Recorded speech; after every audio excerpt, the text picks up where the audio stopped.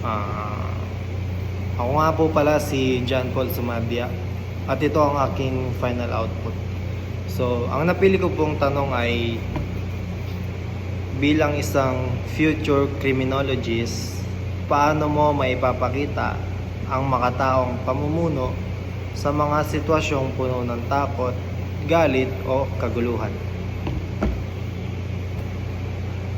Bilang isang future criminologist, may papakita ko ang makataong pamumuno sa sitwasyong puno ng galit, takot o kaguluhan sa pamamagitan ng pagiging kalmado sa sitwasyon. Sa halip na gumamit ng dahas o emosyon, kailangan pakinggan ang bawat panig sa likod ng kaguluhan. Kaya, mahalagang ipakita ang respeto sa karapatan ng bawat isa. Kaya ang masasabi ko lang ay, hindi pagiging mahina ang makataong pamumuno. Ito ay pagiging makatao at makatarungan sa bawat isa.